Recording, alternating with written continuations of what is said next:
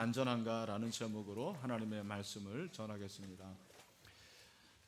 올 한 해 저희들이 더 큰 일을 보리라는 표와 더불어서 몇 가지 중요한 목회의 중점 사항이 있습니다. 그 중에 하나가 가정 예배 드리기 운동을 하는 거예요. 여러분 혹시 지난주에 가정 예배를 드리셨나요? 네, 아유 3부에 드리신 분들이 많이 있습니다. 참 감사하고 가정 예배를 드리는 가정이 저는 점점 많아지리라 확신을 합니다. 어제도 제가 이렇게 몇 분들과 통화도 하고 또 얘기를 나눴는데 가정 예배를 드린다라는 거예요. 얼마나 감사한지. 저희도 그 가정 예배지를 가져가도 되고 홈페이지에 가정 예배 그 가이드가 나와 있거든요. 여러분들이 그걸 참조하시면 되고, 저희 가족도 밤에 가정 예배를 드리는데 얼마나 좋은지, 평상시에 드리는 형식과 더불어서 그 가정 예배지가 있으니까 더 풍성해지는 것 같아요. 그래서 제가 어제 너무 감격이 됐어요. 우리 교회가 한 700세대 이상이 됩니다. 세대수로. 그런데 그 세대에서 하나님께 가정마다 예배하면 그 향기가 하나님께 올라가는 걸 생각해 보니까 막 감동이 되더라고요. 할렐루야. 네. 그런데 가정 예배를 드리면 뭐가 좋으냐면 가정이 변화가 일어나게 됩니다. 가정이 변화가 일어나고, 특별히 남편이 믿지 않는 가족들이 많아요. 우리 교회에 여성들만 혼자 다니는 그런 분들이 굉장히 많습니다. 여러분들이 상상 이상입니다. 3분의 이상이에요. 그렇게 되는데, 그런 분들이 가족들과 자녀들과 함께 예배를 드리면 남편의 마음이 자기는 안 드려도 편할까요? 불편할까요? 불편하죠. 불편한 것에 끝나지 않고 여러분들이 가정 예배를 통해서 그렇게 은혜를 받으면 나도 한번 가정 예배를 드리면 좋겠다, 나도 끼워줘, 이렇게 될 수도 있을 겁니다. 아멘. 네, 그리고 여러분들이 이제 가정 예배를 드리고 난 후에 항상 가족 시간, 패밀리 타임을 가지면 좋아요. 가정 예배를 드리면 화목하게 되거든요. 막 가정 예배 드리고 나자마자 막 싸우고 그럽니까? 그런 경우는 없어요. 싸웠다가도 예배 드리면은 화목하게 되는 거죠. 할렐루야. 네.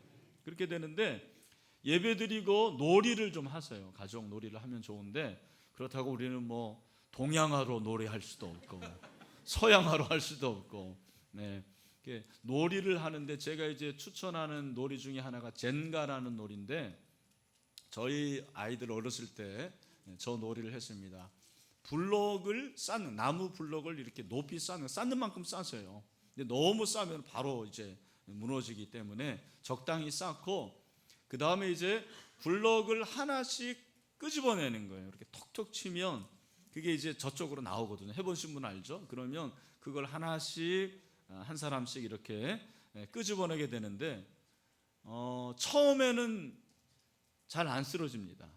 무너지지 않는데, 어떤 경우에 톡톡 쳐서 반대편으로 딱 끄집어냈는데 그 한 블록 때문에 전체 블록이 와르르 무너지면 그렇게 만든 사람이 지는 거예요.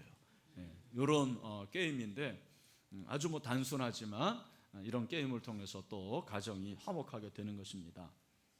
여러분, 한 개의 블록이, 그죠? 한 개의 블록 때문에 탑이 무너지는 거예요.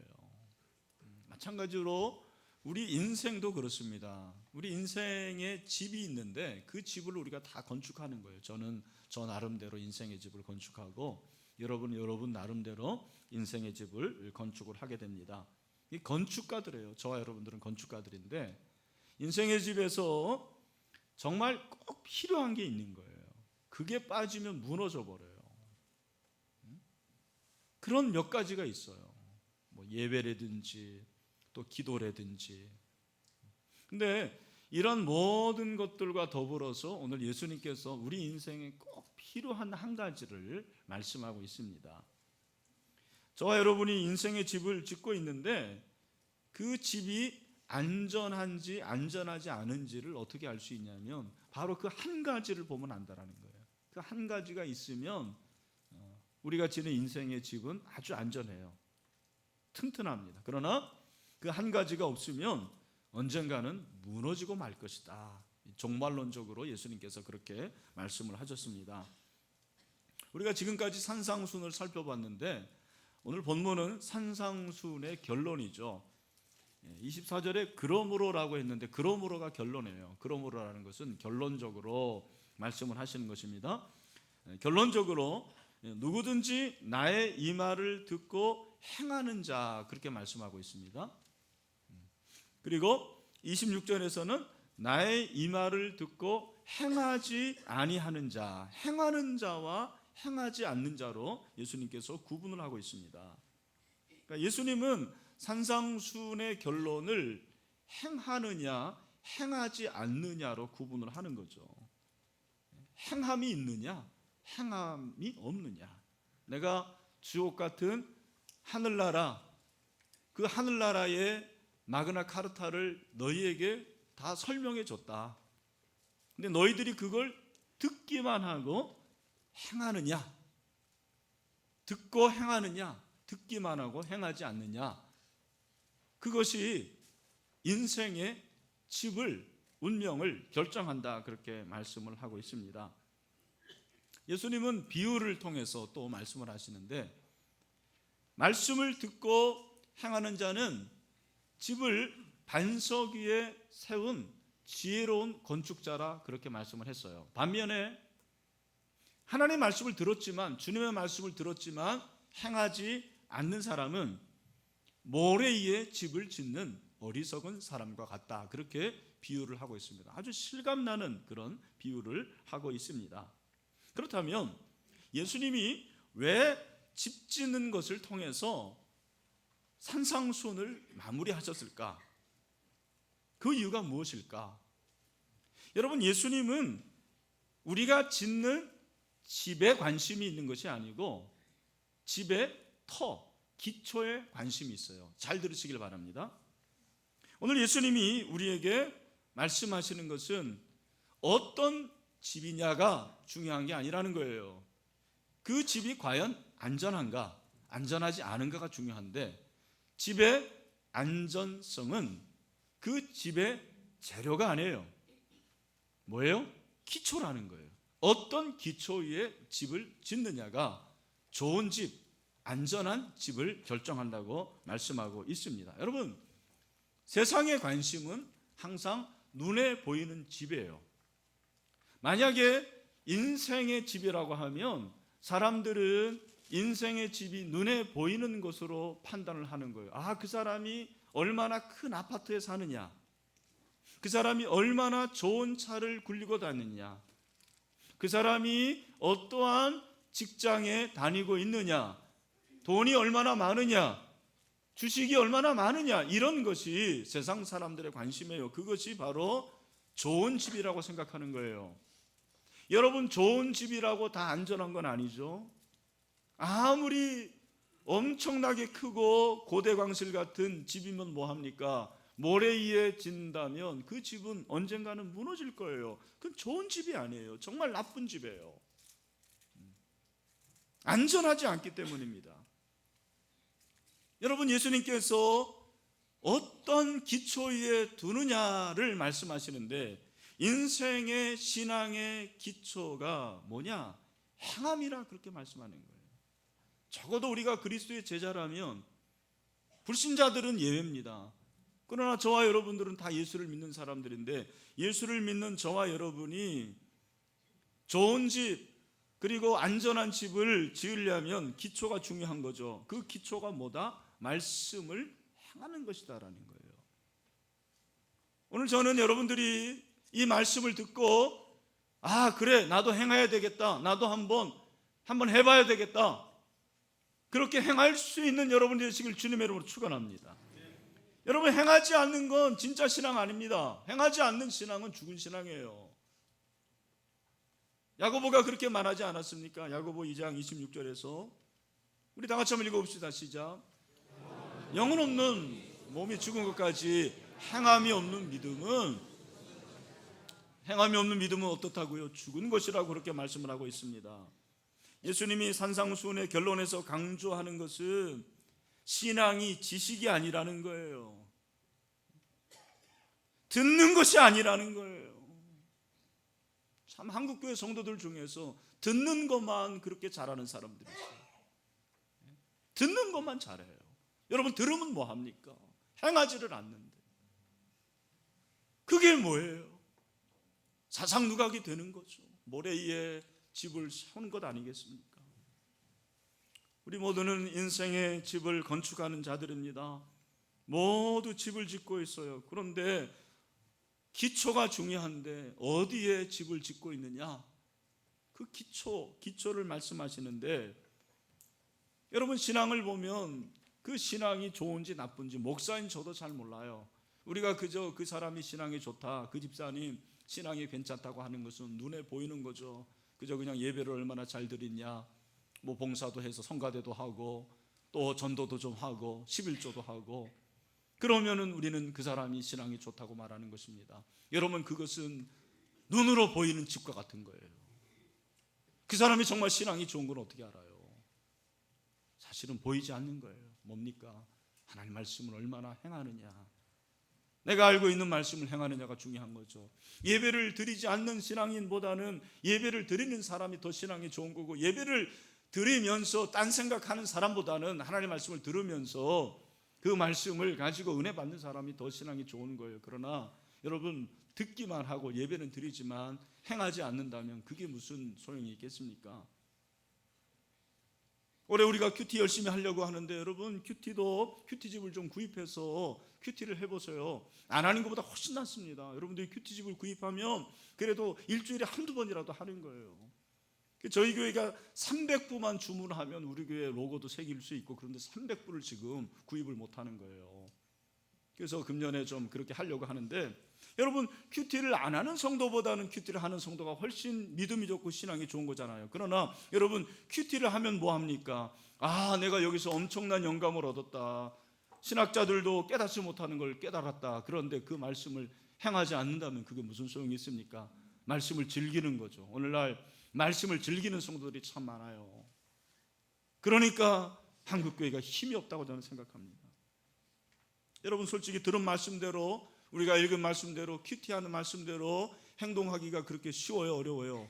네, 쉽지 않습니다. 해본 사람은 알아요. 정말 분투해야 돼요. 노력해야 돼요. 그 말씀대로 살려고 무진장 정말, 좀 이런 말이 어떨지 모르는데 발악을 해도 될 게 말까입니다. 저는 그렇게 생각해요. 여러분, 목사인 저도 마찬가지예요. 하나님의 말씀을 묵상하고 제가 하나님의 말씀을 전하지만 이 말씀대로 내가 그대로 행동하고 실천하는 것이 얼마나 어려운지 몰라요. 정말 솔직히 고백하는 거예요. 목사가 됐다고 해서 목사라 라이센스가 있으면 다 되느냐? 다 되면 얼마나 좋아요. 그럼 저는 벌써 아마 여기 있지 않고 에녹처럼 하늘나라 올라갔을 겁니다. 제가 금년에 이렇게 시작하면서 신년 특별 새벽기도 준비하는데 제 자신이 참 내가 부정적인 생각을 하고 특별히 부정적인 말을 좀 하는 것 같다. 특별히 우리 자녀들에게 좀 그렇다라는 걸 제가 좀 발견을 했습니다. 가까운 사람들에게 항상 그러잖아요. 제가 제 마음을 먹고 내 말을 좀 고쳐야 되겠다. 하나님께서 내 귀에 들린 대로 행하신다고 그랬는데 우리 자녀들을 내가 축복하고 더 그들을 격려해야 되겠다, 그런 생각을 했어요. 마음 먹고. 특별히 지난주 베드로전서 4장 11절을 보니까 무슨 말을 하든지 하나님 말씀대로 하는 대로, 하나님의 말씀대로 해라. 그렇구나, 내가 무슨 말을 하려면 하나님의 말씀을 하는 것 같이 해야 되겠다, 그렇게 마음을 먹었어요. 여러분들이 이렇게 기뻐해 주니까 감사합니다. 얼굴을 보니까. 그런데 여러분, 그렇게 마음 먹으면 항상 잘 되죠. 천만에 오히려 안 돼요. 사단이 가만히 내두질 않아요. 참 신기해요. 제가 그걸 많이 느낍니다. 오히려 여러분들 설교도 은혜 받고 은혜 받은 날 여러분들 더 싸우더라고 보니까. 신기해요. 제가 그렇게 마음 먹었는데 이번 주에 카톡이 딱, 우리 가족 카톡방이 있는데 거기에 딱 하나 올라왔는데 재원이가, 우리 막내 아들이 올렸어요. 근데 그 카톡이 저의 마음을 심히 불편하게 만들었습니다. 뭔지도 모르고 왜 웃으세요? 어떤 내용이냐면, 나 오늘 염색했다. 예쁘죠? 딱 이렇게 나온 거예요. 자기 사진을 딱 올렸어요. 순간 와, 마음이 영 안 좋은 거예요. 저는 바로 전화 거는 타입입니다. 재원아, 너 네 친구들 중에서, 교회 다니는 친구들 중에서 염색하는 애가 있냐? 그리고 너는 목사 아들인데 목사 아들이 어떻게 염색을 하냐?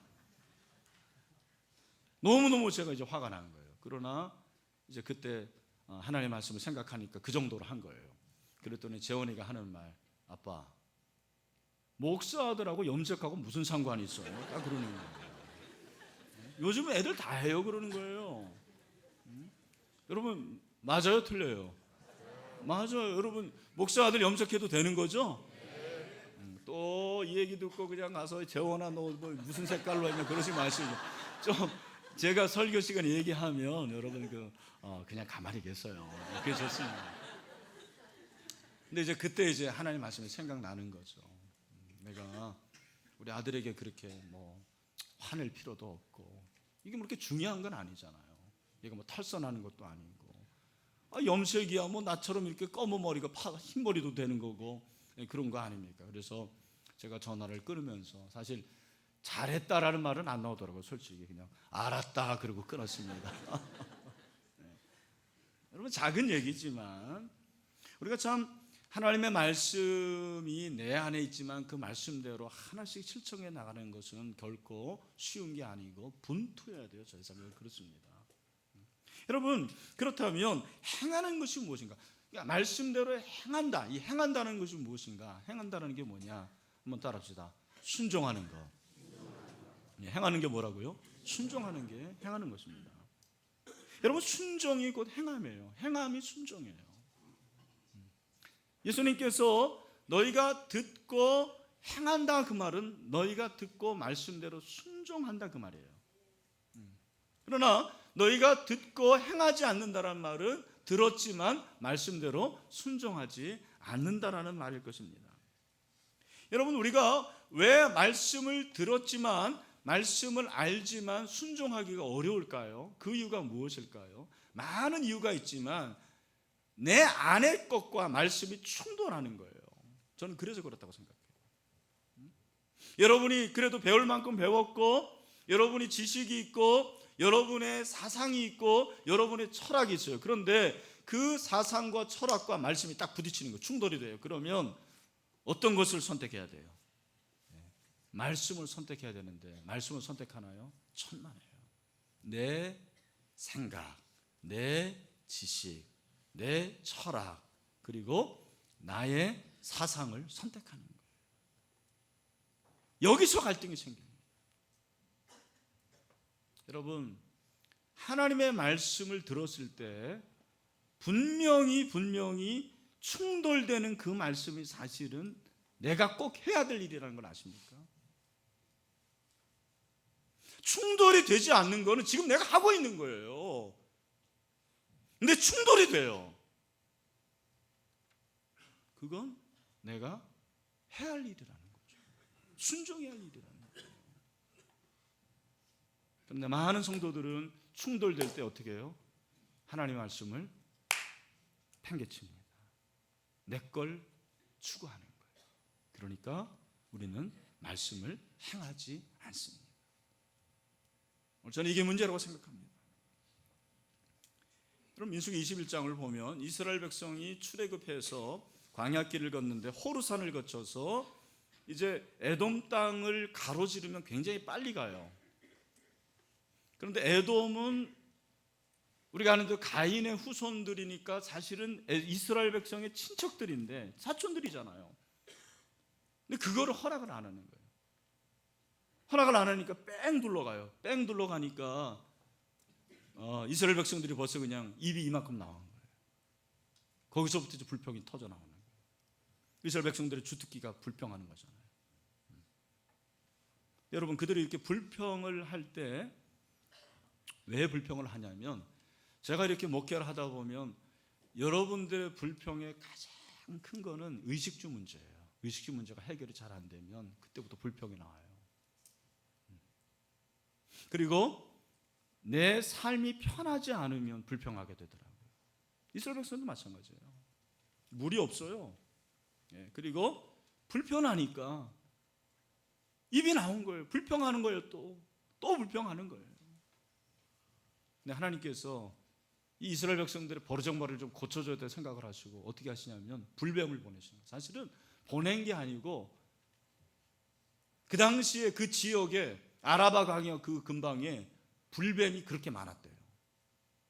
불뱀이 와가지고는 그냥 그들을 다 물어버리니까 죽어서 나가는 거죠. 쓰러져 가지고는 거의 죽을 지경입니다. 근데 여러분 그 순간에 회개하는 사람이 항상 나옵니다. 그때도 회개하지 않는 사람들도 있었지만 회개하는 사람들이 나오니까 하나님 우리가 잘못했습니다. 용서해 주세요. 하나님 불쌍히 여기셔가지고 모세를 통해 가지고 뭐를 주시냐면 장대에 놋뱀을 놋으로 된 뱀을 만들어 가지고 올리라는 거예요. 그리고 그 장대에 달린 놋뱀을 쳐다보는 사람들은 다 살아날 것이라고 그렇게 말씀하십니다.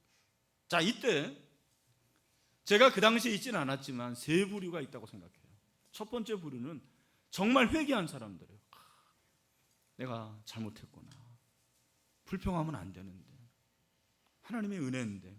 그리고 눈물 흘리면서 하나님께서 말씀하셨으니까 내가 쳐다봐야지 하고 딱 쳐다본 사람들은 어떻게 했습니까? 살아났어요. 두 번째, 사실은 마음에 회개라는 게 잘 안 나와요. 아니 불평한 게 뭐 이렇게 대단한 거야. 불편하니까 내가 불평하는 건데. 뭐 하나님이 이것 때문에 이래. 그런데 자기가 살아야 돼요. 살려면 어떻게 돼요? 쳐다봐야 돼요. 그러니까 내가 100% 회개하지 않아요. 내 생각하고 맞지 않아요. 그래도 한번 쳐다보는 거예요. 믿자 본전이다. 쳐다봤어요. 어떻게 됐습니까? 그 사람은 살아났어요. 근데 세 번째, 놋뱀을 쳐다보라고? 진짜 웃기고 있네.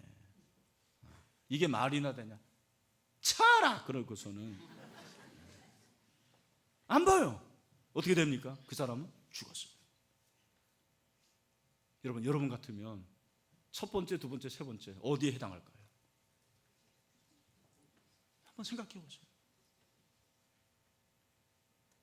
하나님이 원하시는 게 뭐였냐면 순종이었어요. 순종. 여러분, 하나님이 원하시는 것은 순종이었어요. 쳐다보느냐 쳐다보지 않느냐, 행동 이전에 그들의 마음이었어요. 하나님이 원하시는 것이 바로 그 말씀에 대한 순종이었어요.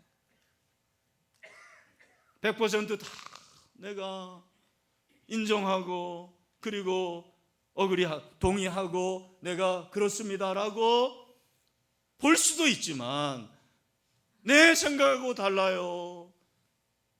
나는 인정을 못하겠어요. 그래도 한번 해보는 거예요. 그게 분투예요. 나는 그게 신앙이라고 생각해요. 여러분, 왜 하나님이 이렇게 순종을 원하실까? 잘 들으십시오. 순종할 때 하나님과 나와의 의가 이루어지는 거예요. 여러분, 지금 마태복음 산상수훈의 가장 중심이 뭐냐면 하나님 나라고요. 하나님 나라와 의인데, 하나님 나라의 법칙이 의예요. 하나님 나라의 하나의 윤리적인 기준이 의인데, 우리가 하나님의 말씀에 불순종하면 불의가 생겨요. 불순종이 불이고요. 그 불의는 내 인생을 심히 불편하게 만듭니다. 적어도 여러분이 예수님의 사람이라면, 적어도 여러분 안에 예수님이 있다면, 내가 주님의 말씀을 알고 있는데 내가 그 말씀대로 실천하지 않고 행동하지 않는다, 그러면 나는 심히 불안해요. 왜? 하나님과 의가 깨지거든요. 깨지면 내 인생이 불편하죠. 하나도 편할 게 없어요. 그러니까 신앙생활에도 기쁨이 없어요. 여러분, 그런 사람들을 보면 얼굴에 기쁨이 없습니다. 교회를 다녀도 예배를 드려도 기쁨이 없어요. 여러분, 반면에 내가 참 지금 어려워요. 사업도 참 어렵고 직장에서 쫓겨나갈 위험도 있고 자식이 힘들어합니다. 그러나 하나님의 말씀이 진짜 진리라고 생각하고 그 말씀대로 살려고 하면 하나님과 나와의 관계가 의로운 관계가 되는 거예요. 의로운 관계가 되면 그 의로 인해서 하나님이 주시는 평안이 넘치게 되는 거예요. 그 평안이 내 인생을 지배해요. 그러니까 내 인생의 집이 아무리 힘들고 지금 무너지는 것 같고 어렵더라도 하늘에서 내리는 평강이 임하고 여러분의 집은 안전한 집이 되는 줄로 믿습니다. 나는 이게 중요하다고 생각해요. 여러분, 성경의 인물 중에서 가장 순종한 인물은 저는 예수 그리스도라고 생각합니다. 이건 제 얘기가 아니에요. 히브리서 기자가 말하고 있죠. 히브리서 5장 8절부터 9절에 보니까 히브리서 기자가 우리에게 말씀하신 것이 무엇입니까? 우리 같이 한번 읽읍시다. 시작. 그가 아들이시면서도 받으신 고난으로 뭐를 배웠다고요? 순종함을 배워서 온전하게 되셨은즉 자기에게 순종하는 모든 자에게 영원한 구원의 근원이 되시고, 여러분들이 순종을 배우시기를 축원합니다. 순종을 배우시면 여러분이 온전하게 될 것입니다. 여러분이 성숙하게 될 것입니다. 순종하세요. 순종. 사도 바울은 로마서 6장 16절에서 중요한 말씀을 하고 있죠. 뭐라고 그럽니까? 우리 크게 한번 읽읍시다. 너희 자신을 종으로 내주어 누구에게 순종하든지 그 순종함을 받는 자의 종이 되는 줄을 너희가 알지 못하느냐? 혹은 죄의 종으로 사망에 이르고 혹은 순종의 종으로 의에 이르니라. 여러분이 순종하는 그 순종의 대상의 종이 되는 거예요. 여러분이 하나님께 순종하면 순종하는 그 순간 여러분은 하나님의 종들이 되는 것입니다. 그러나 불순종하면 하나님과 역적이 되는 거예요. 원수가 되는 것입니다. 비록 내가 하나님의 자녀지만 여러분, 자녀들 중에서도 아버지와 불화하고 아버지와 적대되는 그런 자식들이 얼마나 많이 있습니까? 오늘 우리 신앙도 그럴 수 있다라는 거예요. 여러분, 순종하는 거 어렵습니다. 그러나 순종할 때 하나님의 의가 이루어지고 하나님의 의로 말미암아 저와 여러분의 인생에 하나님의 나라가 임하게 되기를 주님의 이름으로 축원합니다. 여러분, 말씀대로 이렇게 순종하고 싶은데 왜 되지 않느냐? 어떻게 하면 될 수 있을까? 오늘 저는 그 얘기를 하고 마무리하겠습니다. 우리가 왜 순종이 어렵냐? 왜 말씀을 들은 대로 행하지 않느냐? 이유를 가르쳐 드릴까요? 은혜 아래 있지 않기 때문에 그렇습니다. 은혜 아래 있지 않은 거예요. 여러분, 순종을 한다는 것은 내가 은혜 아래 있다라는 거예요. 내가 아버지의 말에 잘 순종을 한다라는 거는요, 그 자녀가 그 아버지의 권위와 은혜 아래 있는 거거든요. 굉장히 중요한 부분이에요. 여러분이 하나님의 말씀에 순종한다라는 것은 하나님이 부어주시는 그 충만한 은혜 가운데 있다라는 거예요. 은혜 아래 내가 있는 거예요. 여러분, 행함이 은혜와 상반되는 게 아니에요. 야고보는 행함이 없는 믿음은 죽은 믿음이라고 하고, 바울은 은혜에 의하여 믿음으로 말미암아 구원을 얻는다고 했는데, 여러분, 행함과 은혜가 상반되는 게 아니에요. 제가 지금까지 목회하고 신앙생활한 결과 은혜가 없으면 행하지 못해요. 정말입니다. 여러분이 뭐 들으면 할 것 같죠? 성경 공부하면 할 것 같죠? 제자 훈련 받으면 할 것 같죠? 천만에요. 신학 박사라도 하나님의 은혜가 없으면 내가 하나라도 행하지 못해요. 하나님의 은혜가 있어야 된다는 것입니다. 우리의 마음이 은혜에 있으면 순종하는 삶을 살게 되는 거예요. 은혜 아래 있으면 하나님을 사랑하게 되는 거예요. 은혜 아래 있으면 하나님이 주시는 기쁨이 충만하게 되는 거예요. 그래서 큰 것도 해요. 엄청난 일도 행할 수가 있는 거죠. 그러나 은혜 아래 있지 않으면 여러분, 새끼 손톱만 인하는 일도 못해요. 은혜 아래 있지 않으면 그 말은 죄 아래 있다라는 거예요. 죄 아래 있으면 불순종하는 삶을 살게 됩니다. 하나님을 거역하게 됩니다. 말씀에 거역하는 삶은 그 사람의 마음을 부패하게 만듭니다. 하나님과 대적의 관계가 되는 거예요. 그러면 아까 말씀드려도 불의하게 되는 거고, 불의가 임하니까 그 마음에 기쁨이 없는 거예요. 평강이 없습니다. 저는 우리 신일교회 다니는 성도들은 은혜 아래에 있게 되기를 바랍니다. 은혜 아래에 있게 되기를 바랍니다. 내 인생의 집이 안전한가 안전하지 않은 거는 일이 잘 되느냐, 그게 아니에요. 일이 아무리 잘 되면 뭐합니까? 자식 걱정 없어요. 먹고 살 만한 걱정 없어요. 그러나 내 인생에 기쁨이 없어요. 내 인생에 즐거움이 없어요. 평강이 없어요. 여러분, 그게 좋은 집이에요? 그게 인생의 집을 잘 짓고 있는 거예요? 저는 제가 알고 있는 많은 사람들 중에서 참 가난하고 자식들도 힘들게 하고 질병에 걸렸고 세상적으로 볼 때는 참 어려운 일을 당하지만, 그러나 하나님 말씀대로 순종하기 때문에 하늘이 주시는, 하나님이 주시는 그 놀라운 평강을 누리면서 살아갔고 살아가는 사람들을 알고 있습니다.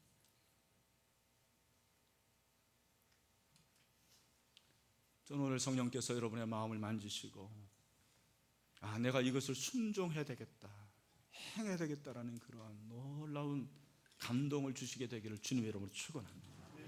그것이 무엇입니까? 한번 순종해 보세요. 그거 안 하면 여러분의 삶은 결코 편하지 않습니다. 그게 안 되면 참 어려워요. 늘 멍해를 가지고 살아가는 거예요. 정말 이번 주에 내가 행해야 될 것이 무엇인가, 꼭 성령께서 이것을 하라고 말씀하시는 것, 순종하라고 하는 것, 그것이 은혜 아래에 있을 때 풀려지는 역사가 되기를 주님의 이름으로 축원합니다. 말씀을 맺습니다. 서양 속담에 빛나는 것이 다 금은 아니다라는 말이 있어요. 우리 중학교 영어 시간에 외웠죠. 빛나는 것이 다 금은 아니에요. 그러나 세상 사람들은 빛나는 건 다 좋다고 생각하는 거예요. 빛나는 거 좋은 거야. 성공하는 거 좋은 거야. 복 받는 거 좋은 거야. 큰 집에 사는 거 좋은 거야. 큰 목회하는 거 좋은 거야. 자녀들 명문대학 가는 거 좋은 거야. 좋죠. 그러나 여러분, 그게 사상 누각이 되면 언젠가는 무너진다라는 거예요. 언젠가는 무너지게 될 것입니다. 오늘 여러분, 이 말씀은 종만원적인 말씀이에요. 경고입니다. 경고. 네가 말씀을 듣고 들은 대로 행하지 않으면 너의 집은 언젠가는 무너질지도 모른다. 조심해라, 조심해라고 말씀하시는 거예요. 기억하십시오. 그리스도인에게는 좋아 보이는 게 다 좋은 건 아니에요. 좋아 보이는 인생의 집이 다 훌륭한 집은 아닙니다. 그 집이 좋다라는 것은 안전해야 되는 거예요. 터가 안전해야 돼요. 그 터가 예수 그리스도시고, 그 터가 예수 그리스도께서 우리에게 주신 말씀입니다. 고난이 와도, 재난이 와도, 비바람이 몰아쳐도, 홍수가 와도 여러분, 그렇게 말씀 위에서 행하고 순종하면 결코 무너지지 않습니다. 그런 믿음이 있게 되기를 소원합니다. 당신은 지금 인생의 집을 어디에 짓고 있습니까? 내 인생의 집은 안전합니까? 오늘 성령께서 각자에게 주시는 음성을 들으실 수 있게 되기를 간절히 소원합니다. 기도합시다. 하나님 아버지,